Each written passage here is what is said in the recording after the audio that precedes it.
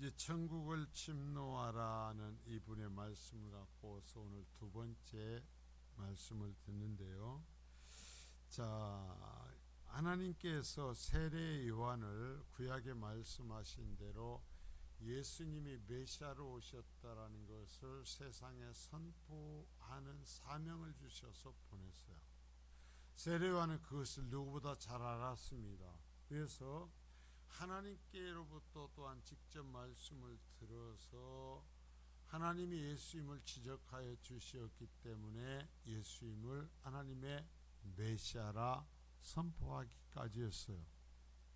그리고 예수님을 따르는 사람들이 이제 많아지고 자기를 따르는 사람들의 수가 적어질 때에도 예수님은 응해야 되고 나는 쇠하여야 된다라고까지 얘기를 했었습니다.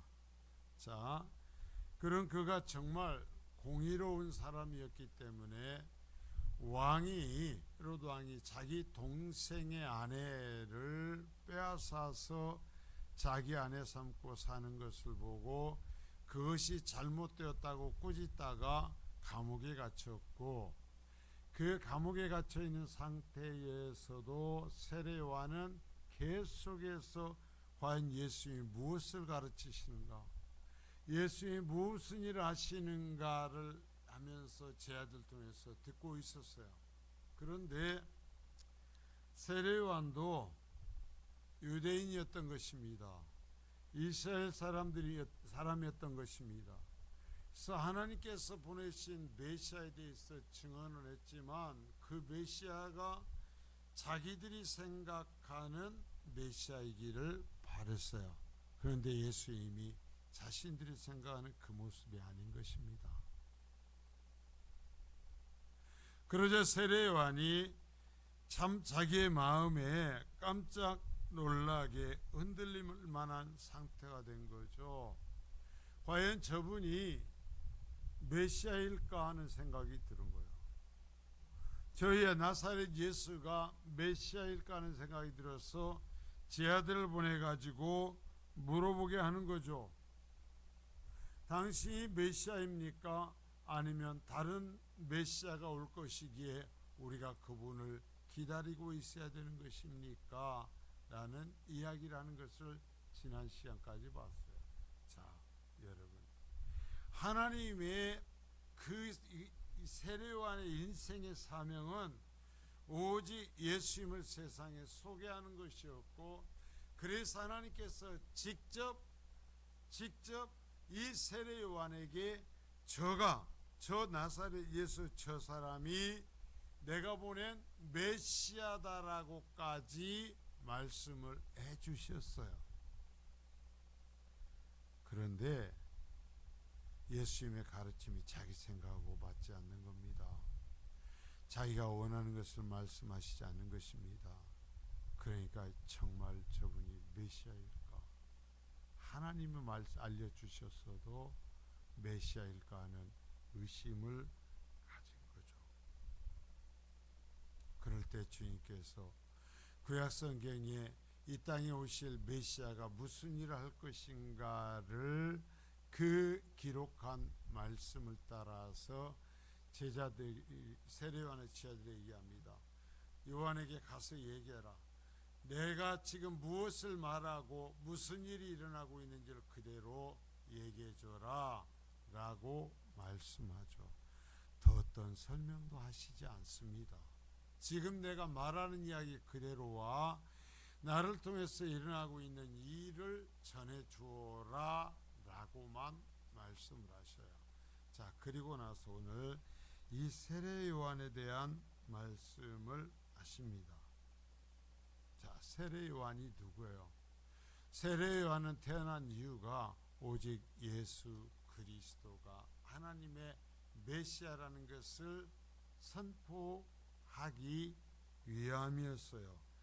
자, 그래서 첫 번째로 예수님이 말씀하시기를 세례 요한은 갈대와 같이 흔들리는 자가 아니다 라는 말씀하는데요.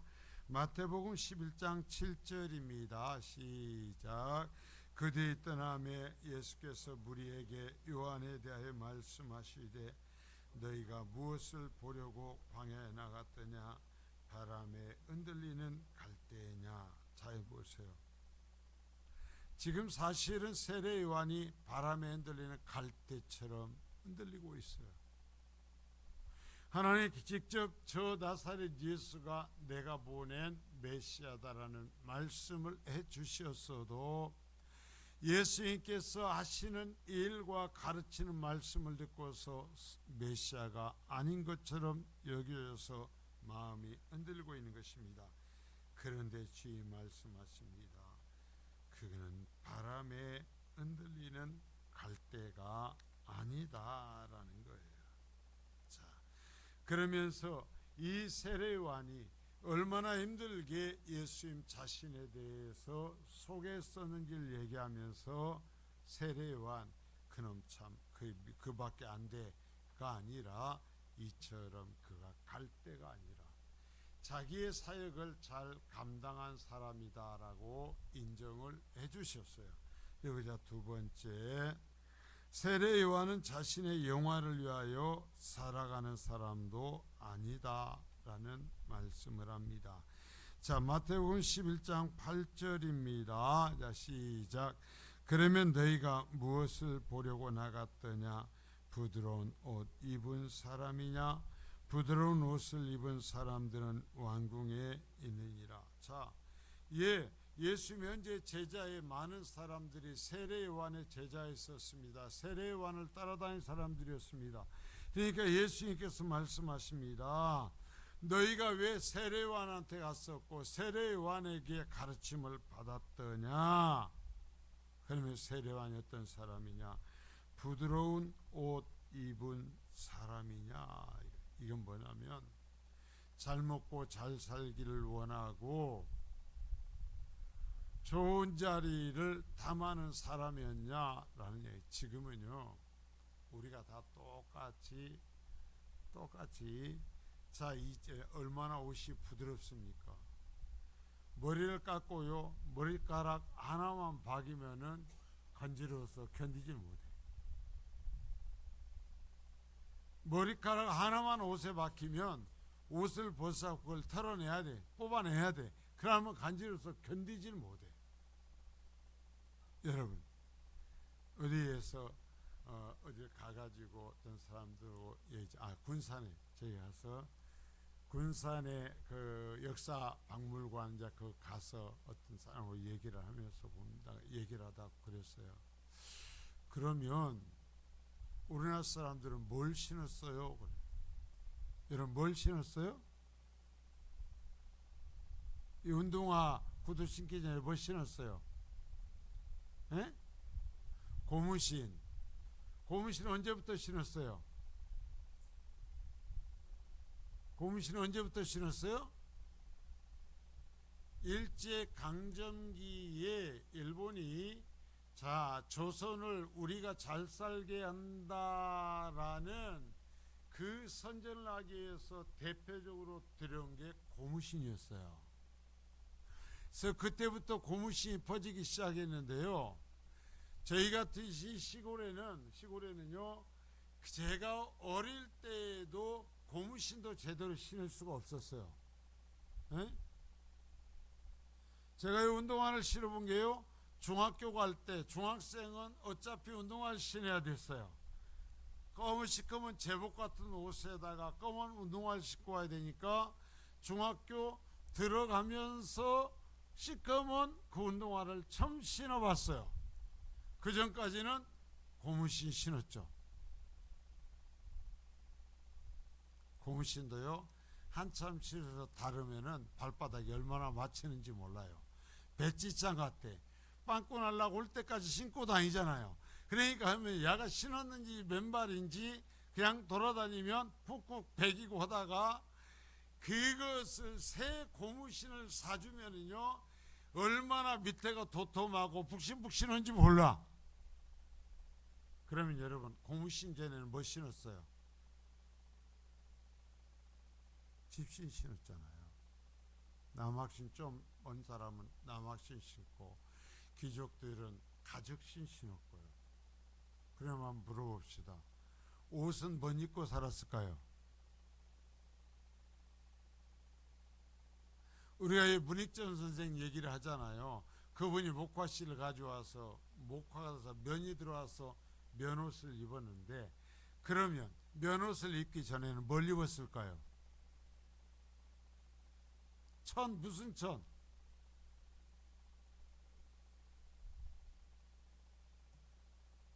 삼배 옷이요. 삼배 옷. 가죽이나 삼배 옷이에요. 겨울에도 면이 없었어요. 면이 없어요. 나이론, 이거 폴리에스터도 없었고, 아니면 저 산골에서는 칡 그거 해가지고 그것을 삼배처럼 실 뽑아서 천을 만들어요. 그랬어요. 자, 여러분, 지금은 너무나 부드러운 옷을 입고 사니까 이 말이 무슨 말이지만, 지금은 우리 그때보다 더 오래전 2000년 전에 예수님 때 아닙니까? 그러니까요, 사람이요, 옷을 뭐 하면 따뜻하면 안 입고 사는 거예요. 지금도 우리가 필리핀 가봐요. 그 양말 좀 더우면 뭐 입고 있어요? 아래토리만 하나 걸치고 위에 다 벗고 있잖아요. 벗고 있어요, 지금도. 그래갖고 벌써 빨아놓으면 비가 한 번씩 지나가잖아요. 그 사이에 그냥 조금 꾸덕꾸덕해지면 입는 거예요. 마른 거예요. 그냥 거기다 걸어놓고 입고 빨고 걸어놓고 조금 햇빛 들어서 조금 꾸덕꾸덕해지면 입고 그러는 거예요. 자, 세례완의 얘기를 하면서 얘기하는 것입니다. 세례완이 그러한 어려움 속에서 잘 먹고 잘 살기를 원하고 돈을 원하고 좋은 것 입으려고 이 세상에 와서 살았던 사람이냐 이래요. 주님이 인정해 주십니다. 아니다. 그런 사람들은 왕궁에 있지. 세례 요한은 평안함을 추구하면서 타협한 사람이 아니었어요. 오히려 문명의 그 당시 2000년의 편리함조차도 버리고 오직 하나님과만 교제하며 살고 싶어서 광야 속으로 들어가 버려서, 그냥 쉽게 말하면 메뚜기 잡아먹고 풀 뜯어먹고 살면서 하나님 말씀대로 살려고 했던 사람이었어요. 예, 여러분, 우리가 신앙생활을 하면서 정말 지금 한국교회가 왜 이렇게 타락했어요? 그래, 목사들 탓이에요. 목사들이요, 이 목회의 길을 통해서 물질적인 풍요를 추구한 것입니다. 돈을 추구한 것입니다. 그래서 결국은 교회를, 물질적인 교회를 만들고 타락시켜 버렸어요. 여러분, 우리가 하나님 앞에서 하나님께서 그래 너희는 세상의 평안함과 세상의 명예와 세상의 것을 쫓지 아니하고 산 사람이다라고 인정받아야 될 줄 믿습니다. 세례 요한만 평가하시는 게 아니에요. 우리도 평가해요. 자, 여러분, 세례 요한은 메시아의 길을 예비하는 선지자라는 거예요. 자, 마태복음 11장 9절서부터 10절까지 말씀입니다. 시작. 그러면 너희가 어찌하여 나갔더냐? 선지자를 보기 위함이었더냐? 옳다. 내가 너희에게 이르노니 선지자보다 더 나은 자니라. 기록된 바 보라, 내가 네 사자를 네 앞에 보내노니 그가 네 길을 네 앞에 준비하리라 하신 것이 이 사람에 대한 말씀이니라. 자, 세례 요한을 향해서 예수님이 말씀하십니다. 예수님의 오시는 길을 예비한 사람이었다라는 거죠. 자, 말라기 3장 1절을 한번 보겠습니다. 시작. 만군의 여호와가 이르노라, 보라, 내가 내 사자를 보내리니 그가 네 앞에서 길을 준비할 것이요, 또 너희가 구하는 바 주가 갑자기 그의 성전에 임하시리니 곧 너희가 사모하는 바 언약의 사자가 임하실 것이라. 자, 말라기 4장 5절도 같이 봅니다. 시작. 보라, 여호와의 크고 두려운 날이 이기 전에 내가 선지자 엘리야를 너희에게 보내리니. 자, 여기에 나오는 네 사자 선지자 엘리야는 다 세례 요한을 얘기한 것입니다. 그래서 주님 오시기 전에 세례 요한을 보내서 주님 오심을 준비할 거다. 메시아의 길을 예비할 것이다.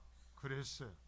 자, 이렇게 말씀하신 것은 아마도 세례 요한이 그랬던 것처럼 가룟 유다가 그랬던 것처럼 주님을 따른 무리와 심지어 제자 중에서도 자, 예수님의 사역이 로마를 내쫓지도 않고 사회의 정의를 말씀하지 않는 것을 보고 이분이 과연 메시아인가 하는 의심이 들고 있으면 짐작할 때 무슨 얘기냐면, 자, 세례 요한이 이렇게 하나님께 특별한 준비한 사람이었고 하나님께 직접 예수님에 대해서 지적해 주신 사람이었어요.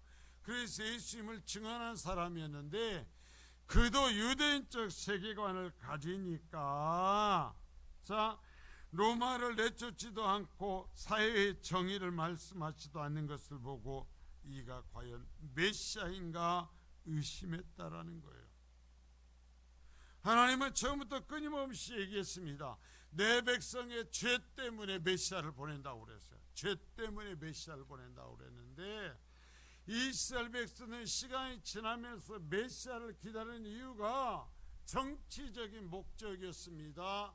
잘 먹고 살기 위함이 목적이었습니다. 다른 나라를 짓밟고 서기 위한 것이 목적이었습니다. 그러니까 예수님이 오셔서 하나님께서 말씀하신 대로 죄 이야기 하니까 당신 메시아 아니지 한 거예요. 자신들이 원하는 자신들을 짓누르고 있는 로마를 내쫓지 아니하고 오히려 성전을 차지하고 하나님의 말씀을 차지하고 그러면서 하나님 이용해서 잘 먹고 잘 살려 하고 정말 죄 가운데 하나님의 차지를 하시는 죄 가운데 소유조건의 사람들을 향하여서 살아날 수 있는 그 길 하나님이 하시는 말씀을 전하지 않는 것을 보고 이 독사의 자식들 하면서 이 성전문을 걸어 잠그라고 이 성전 내가 때려 부셔버릴 것이라고 말씀하시자 예수님을 미워하고 예수님을 죽인 거예요. 자, 여러분, 지금도 우리가 명심해야 돼요. 내가 하나님을 믿는데 왜 하나님을 믿느냐라는 거예요. 여러분, 내가 예수님을 믿는데 왜 예수님을 믿느냐라는 거예요. 이 시대에 왜 예수님을 믿고 하나님을 믿는다는 사람들이 그렇게 갈기갈기 찢어져버리고 타락해버린지 아십니까? 하나님 말씀하시는 죄 이야기, 하나님 앞에 회개하고 하나님 앞에서 거룩해져야 된다는, 그래서 하나님의 자녀가 될 수 있는 그 이야기에 대해서 말하지 아니하고 예수 믿으면 이 땅에서 복받고 예수 믿으면 이 세상에 성공하고 좋은 직장하고 예수 믿으면 공부하지 않아도 좋은 학교 간다라는 그러한 가르침에 익숙해져 버려가지고, 그래서 예수님은 죄 때문에 내 죄 때문에 십자가에 달려 돌아가셨기에 우리의 죄를 회개하고 예수님 앞에 서야 된다고, 당신의 가슴을 쥐어뜯고 죄를 회개하라고 그러면은 눈을 흘겨 덤벼든단 말입니다. 2000년 전에 유대인들만이 아니요, 2000년 전에 세례 요한만이 아니요. 여러분, 예수님은 죄 때문에 오셨지 잘 먹고 잘 살게 하려고 오신 거 아니에요. 좋은 학교 보내주려고 오신 거 아니에요. 좋은 직장 보내주려고 예수님 오신 거 아니에요. 그런 말에 속으시면 안 된단 말입니다.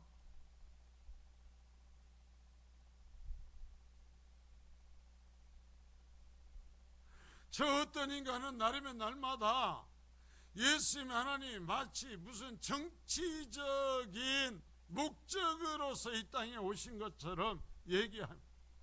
그러니까요, 그 가장 보수적이라는 목사들이, 교회들이, 성도들이요, 태극기 들고 미국국기 들고 그 앞에 가서 흔들며 난리치고 지금 모이고 있지 않습니까? 죄 때문에 오셨단 말입니다. 주님은 지금도 말씀하시는 거예요. 우리의 죄를 들여다보고 회개하라는 거예요. 구원받으라는 거예요. 여러분 빚는 큰 아파트 주시려고 주님 오시지 않았어요.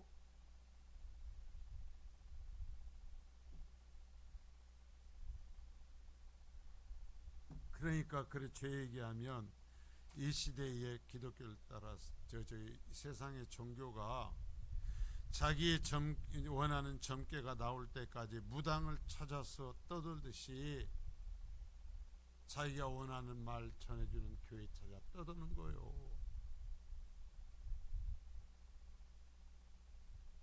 자, 그러나 여기에서 이제 요한보다 더 큰 자들이라는 말씀합니다. 주님께서 이야기를 말씀하시는 자 마태복음 11장 11절입니다. 자, 시작. 내가 진실로 너에게 말하노니 여자가 낳은 자 중에 세례 요한보다 큰 이가 일어남이 없도다. 그러나 천국에서는 극히 작은 자라도 그보다 크니라. 자, 세례 요한이 갈대처럼 와서 물어봐도 세례 요한을 인정해주고 세례 요한을 세워주었습니다. 그런되고 나서 이해하기 어려운 얘기를 합니다. 여자가 낳은 자 중에 세례 요한보다 큰 이가 없다. 자, 이것은 세례 요한의 인격을 두고 말한 것이 아니라 그의 사역의 측면을 얘기하는, 자, 사역의 측면이에요. 무슨 얘기냐면 다른 선지자들은 그 시대에 각자 자기 시대의 사명을 따라서 살았어요. 그러나 요한은 메시아를 준비하는 사람이었어요. 메시아의 길을 여는 사람이었어요. 자, 구약의 많은 선지자들은 그 시대에 하나님께 주시는 말씀을 전하는 그 시대의 제한적인 사역을 했어요. 그러나 세례 요한은 구약 전체를 통하여서 하나님이 말씀하신 메시아의 오심에 대해서 얘기하는 사람이었어요.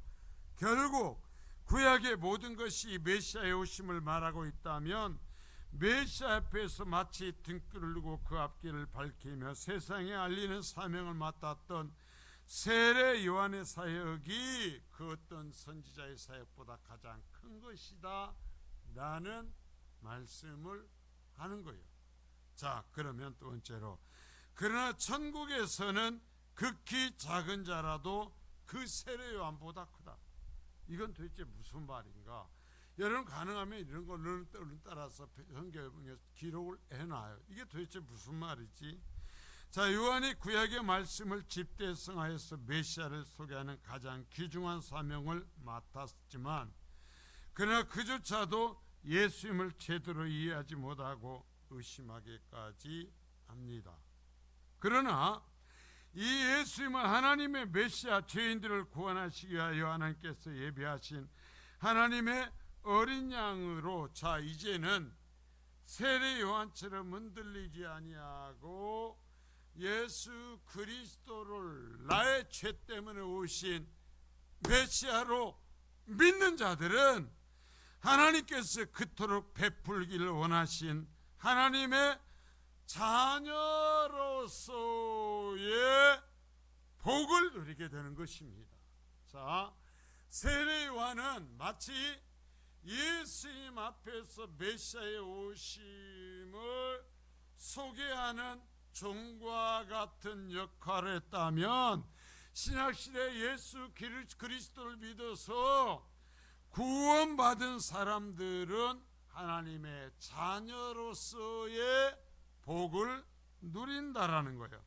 그는 새로운 시대, 즉 예수가 오심으로써 이루어지는 하나님의 나라에서 하나님의 백성들에 허락되는 은혜를 누리지는 못했어요.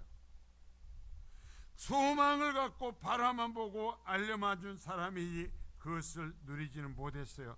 그런 의미에서 그는 하나님에게 받은 은혜의 측면에서 그는 작은 자다라는 거야. 그건 우리에게 비교해 볼 때 세례 요한이 하나님 앞에서 누린 것은 아주 조그마한 거라는 거야. 조그마한 것이다. 예수 그리스도의 십자가의 은혜, 죽음을 이기시고 부활하심으로써 주어진 승리의 약속, 오순절 사건을 통하여 성령 하나님이 성도들을 찾아와서 함께 하시는 은혜는 모든 구약의 성도들이 사모했으나 단 한 사람도 누리지 못하였고 세례 요한조차 제대로 알지조차 못했던 것이었습니다. 자, 그래서 그는 예수님의 사역을 보고 들으면서도 바르게 이해하지 못했어요. 어쩌면 그도 한 사람의 유대인으로서 유대인들이 가졌던 영광스러운 왕을 꿈꾸고 있었을 뿐이었죠. 자, 여러분, 여기에 세례 요한과 구약의 모든 선지자, 구약의 사람들의 한계가 있는 것입니다. 신약의 시대를 살아가는 우리는 특별한 은혜를 살아가고 있습니다. 이런 측면에서 보면 신약의 십자가의 은혜를 살아가는 우리는 구약의 어떤 선지자보다, 나아가 세례 요한보다 더 큰 은혜를 입은 백성들이다라는 얘기예요. 그래도 아멘 안 해? 자, 그래서 천국에서는, 자, 하나님의 나라에서 그 은혜를 받은 측면에서 볼 때는 세례 요한은 그 하나님 나라의 그 어떤 자보다도 작은 자다. 결국 그러니까 우리가 예수 그리스도를 믿어 구원받은 우리가 그 은혜 받음의 측면에서는 세례 요한보다 훨씬 더 큰 사람이다라는 그런 은혜를 우리가 입은 것입니다. 자, 그런데 그렇게 해서 예수 그리스도를 믿었다고 한다면, 자, 그렇게 해서 예수를 믿었다고 한다면 믿는 사람들은 어떻게 살아야 되는가라는 걸 말씀해요. 이렇게 신비하고 놀라운 은혜를 누리게 될 하나님의 백성들은 그러면 이 은혜의 시대에서는 어떻게 살 것인가라는 거야.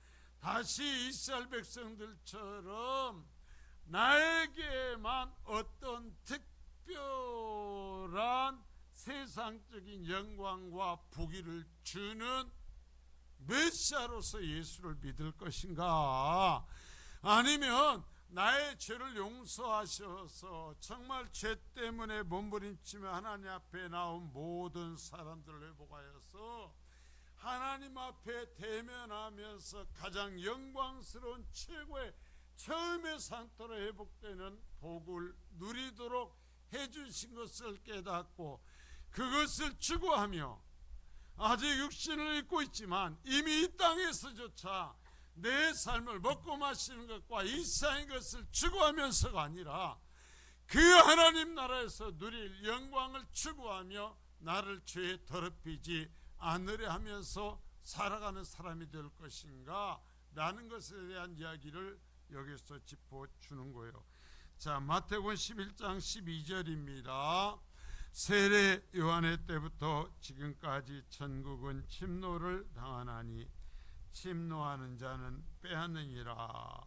자, 천국을 얘기하면서 뭐라고 그래요? 침노한다. 침노한다는 얘기는 보통 어떤 상황을 두고 하는 얘기예요? 남의 땅을 빼앗는 건 뭐 어떤 상태예요? 전쟁이에요, 전쟁. 자, 보세요. 진짜 흥미있는 얘기예요. 천국을 얘기하면서 주님은 뭘 얘기하냐면 전쟁을 얘기해요. 써봐요.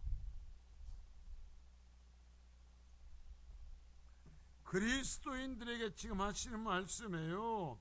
우리에게 하시는 말씀이에요. 예수님의 천국 간다고, 천국 백성이라고 얘기하는데 주님 뭐라고 그러냐면은, 그러한 천국 백성이면 침노하는 자가 돼야 된다라는 거예요. 전쟁하는 자가 돼야 된다라는 얘기예요. 자, 세례 요한의 때부터라고 먼저 했죠. 요한의 사역은 회개하라, 천국이 가까웠느니라는 외침으로 시작됩니다. 주 예수를 통하여 새롭게 펼쳐지는 나라, 주 예수의 십자가에서 제 사탄의 권세가 침몰하고 하나님의 통치가 새롭게 실현되는 나라는 자 예수님의 오심으로서 시작이 됩니다. 그런데 그 하나님의 나라는 어떤 백성이 들어가냐면 회개하는 사람이에요. 그래서 세례 요한이 와서 외치는 회개하는, 지금까지 삶 그렇게 살면 안 돼. 돌이켜라는 거야. 돌이켜라, 회개하라 그랬어요. 회개하라. 그리스도인은 결국 뭐냐면 지금까지 내가 죄에서 살던 이 삶에서 이 죄를 따라가던 내 성품과 싸우면서 나를, 내 삶을 하나님의 방향으로 돌려놔야 된다라는 거예요. 자, 여러분 정말 중요한 얘기를 하는 거예요. 그래서 세례 요한이 예수님이 메시아가 왔다고 얘기하면서 외친 거 뭐냐면 회개하라는 거예요. 지금처럼 살면 안 된다라는 거예요. 전쟁하라는 거예요. 너 자신과 전쟁하라는 거예요. 네 자신이 내어주었던 죄와 전쟁하라는 거예요. 너를 이멋대로 주물던 사탄과 전쟁하라는 거예요. 그런데 예수 믿으면서 이 전쟁을 하냔 말이오.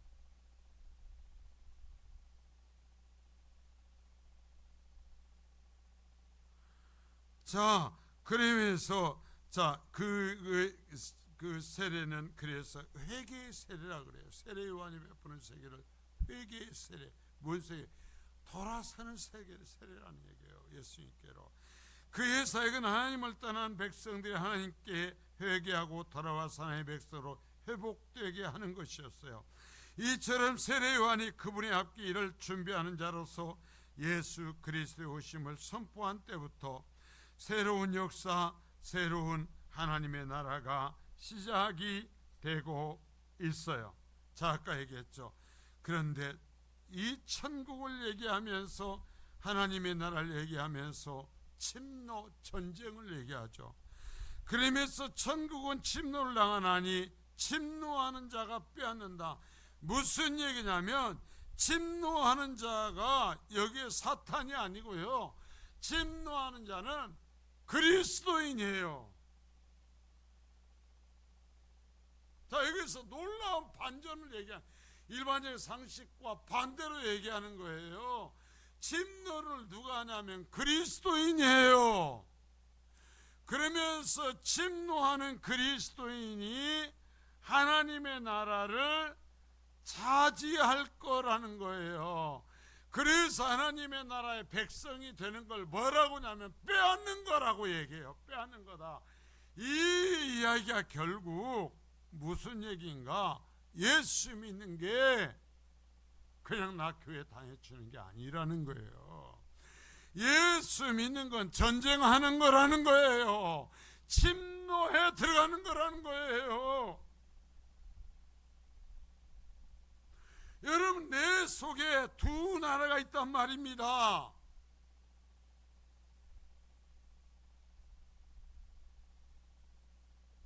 옛사람과 새로운 사람이 존재하는 두 나라가 있어요. 여러분, 그런데 우리가요, 이 세상 먹고 마시는 것과 아까 옆에 주님 말씀하신 대로 부드러운 옷을 입는 것에 매여버리면, 자 보십시오, 내 이 주님께서 구원하고 사랑하신 내 존재를 그 옛사람의 나라에, 사탄의 나라에 내줘버린단 말입니다. 그래가지고 예수를 믿어도 아무 능력이 없는,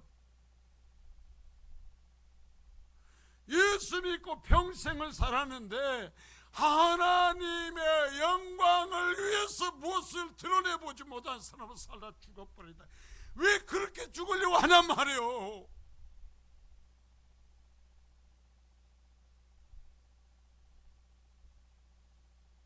그래 주님은 얘기하는 거예요. 침노하라는 거예요. 내 속에 있는 사탄의 진영을 무너뜨리란 말이에요. 파괴해버리란 말이에요. 빼앗아버리란 말이에요.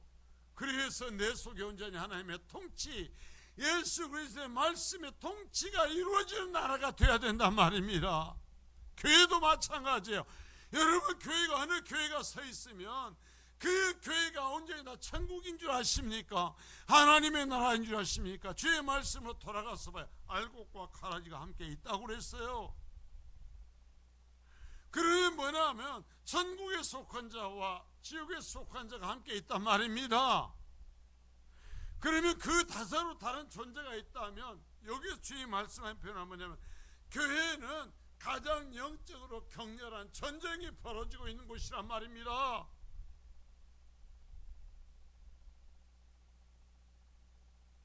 그럼 뭐라고 그랬어요? 침노하라고 그랬어요. 일어나서 회복하라고 그랬어요. 거룩한 나라를 만들라는 거예요. 성민교회를 거룩한 나라로 만들라는 거예요. 하나님이 말씀하신 하나님의 꾸시는 꿈을 꾸는 교회로 만들라는 거예요. 내 허리를 동여매면서 하나님의 원하시는 일을 하는 교회로 만들라는 거예요. 그거 부드러운 옷을 입고 먹고 마신 거에 초점을 맞추고 안 맞추는 그런 교회가 아니라, 내 것을 내어놓았으라도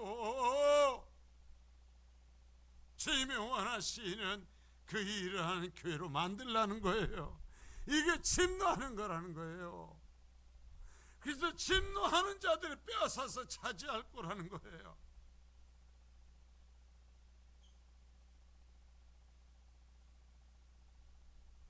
내가 예수를 믿었으면 나에게서 그래서 그 거룩한 성도의 모습이 이제 나타나야 될 것 아닙니까? 여러분이 성민교회가 예수 믿는 사람들의 공동체라면, 이 성민교회 성도들의 모임이 목표를 갖는 그 목표가 예수님의 목표가 될 것 아닙니까? 하나님의 목표가 될 것 아닙니까? 우리끼리 내가 몇 사람하고 좋아하고 어쩌는 것이 목표가 되어서는 안 된단 말입니다. 침노해야 된단 말입니다. 그래서 쟁취하고 빼앗아야 된단 말입니다. 여러분, 그래서 성도의 삶은 아직 구원은 받았지만, 그래서 내가 온전히 내 신분이 하나님의 자녀가 되었지만, 아직은 하나님께서 나를 전쟁터에 남겨두셨어요. 전쟁터에 나를 보내셨어요. 뭐하라고? 전쟁하라고. 그래서 전쟁하는 삶이에요. 주님이 다시 오실 때까지 이 땅의 교회는 전쟁하는 교회예요. 이 땅에 존재하는 성도는 전쟁하는 성도예요. 좋은 옷을 입기를 원하고 그것을 목적으로 하는 것이 아니란 말입니다. 주님이 말씀하잖아요. 그 세례 요한을 통해서 오신 메시아에 대해서 얘기를 하고, 메시아가 오셔서 그 메시아를 통해서 세례 요한과 비교할 수 없는 더 큰 것을 차지한 하나님 나라의 백성이 되는데, 그런 그 백성들은 뭐 해야 되느냐? 전쟁하는 자, 침노하는 자가 되어야 된다는 거예요. 그래서 차지하라는 거예요. 여러분, 무엇을 차지하고 있어요? 우리 성민교회가 무엇을 차지했어요? 내가 예수 믿어서 거룩한 하나님의 백성으로서 무엇을 차지했어요? 어디에 침노했어요?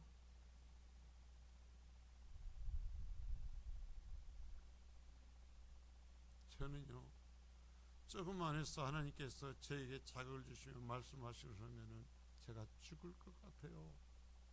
눈물이 나요. 애타고 힘들어하면서 정말 제대로 말도 하지 못하고 눈치껏 우리를 도와주세요. 우리가 이미 부족합니다 하는 그 소리를 들을 때, 그러면서도 목사이면서 교회도 제대로 표현하지 못하는 내 자신을 보면서 눈물이 나요.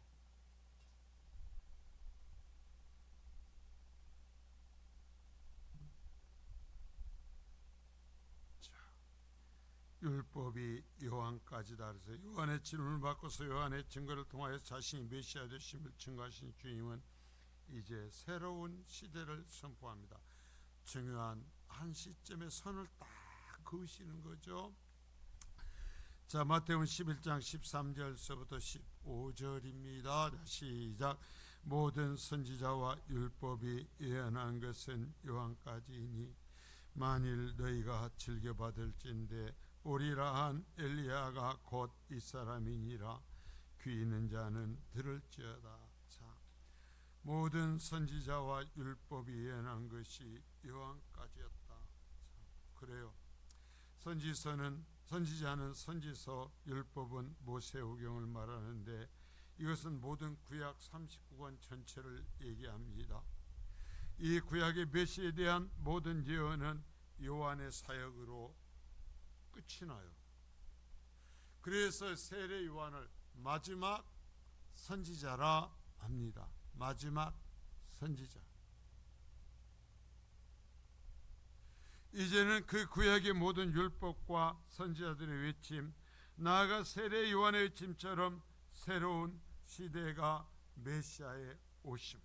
자, 그 외침대로 예수님이 오셨어요. 그래서 예수님이 오시는 건 율법과 구약의 이 약속했던 모든 시대가 종결이 되고 새로운 시대가 시작된 거예요. 새로운 시대가 시작이 된 거예요. 그래서 주님이 얘기합니다. 귀 있는 자는 들을지어다. 그러죠. 귀 있는 자는 들어. 다 들을지는 못한다라는 거예요. 귀 있는 자만 들을 수 있는 거예요. 그러면서 그래서 하나님은 여기에서 다시 말씀하시죠. 아직도 예수님을 메시아로 맞아들인 것을 거부하고 구약을 붙잡고 살아가는 사람들에게 새로운 시대의 새로운 하나님의 은혜 안에 들어올 것을 선언하셔요. 여러분, 예수 그리스도 안으로 들어가십시오. 그래서 그리스도인 되십시오. 전쟁하는 교회가 되십시오. 전쟁하는 침노하는 성도가 되십시오. 주님은 전쟁하는데, 주님은 전쟁이라 말하는데 세상 이후에는 평화라 말하죠. 안식일을 얘기하죠. 그러면 전쟁을 얘기하는 주님과 상관없는 거예요. 자, 그 구약은 예수님의 오심을 위한 소개서였으니 이제 그 소개대로 오신 예수님을 영접하라는 것입니다. 자신이 원하는 메시아를 찾지 말라는 거예요. 다시 잘 들으세요. 자신들이 원하는 메시아를 찾지 말고 하나님께서 구약의 선지자들을 통해서 말씀하신 대로 오신 메시아를 영접하라는 거예요. 여러분, 지금도 많은 사람이 내가 만든 예수를 찾는단 말입니다. 내가 만든 예수를 믿는단 말입니다. 십자가를 지신 예수가 아니라 죄 때문에 몸부림치며 정말 그 고통 가운데 몸부림치는 예수가 아니라 이 세상에 평안만의 예수를 찾는단 말입니다. 자, 마치 전쟁을 하는 것과 같은 자세로 예수님을 받아들이고 제자로서의 삶을 살아가야 된다라고 말씀합니다. 그래요, 우리는 은혜를 입었어요. 세례 요한조차 상상조차 하지 못하는 은혜를 입었어요. 구약의 시대 사람들이 짐작조차 못했던 은혜를 우리는 실제로 입고 이 세상에서 살아가는 사람들이에요. 세례 요한과 비교할 때 비교조차 되지 않을 만큼 우리는 하나님의 사랑을 입은 사람들이에요. 그러면 우리는 거기에 합당하게 살아가야 되는 거예요. 그래서 하나님의 마음을 갖고 하나님께서 이 땅에 아직 존재하는 지상에 있는 교회에게 부탁하신 영적 전쟁을 하며 침노하며 하나님의 뜻을 이루는 교회가 되어야 될 줄 믿습니다. 아직은 좀 그 나라 그 일을 위해 좀 불편함을 기뻐하고 내가 해야 되는 것을 내놓고 내 허리를 동여 매는 것을, 나를 위해서 사용하는 것을 동여매고, 정말 때로는 그 물질만이 아니라 내 삶의 어떤 시간의 영역, 때로는 그것이 휴가의 영역이 될 수도 있고, 그 모든 것들을 나를 위해서 쓰는 것을 동여매며 하나님의 나라를 위해 살리라, 하나님의 군사로서 싸우리라, 그래서 하나님과 함께 동행하리라 하면서 걸어가는 그래서 하나님이 인정하시며 내 자녀를 하시는 복된 성도로 살아갈 수 있기를 축복합니다. 사람들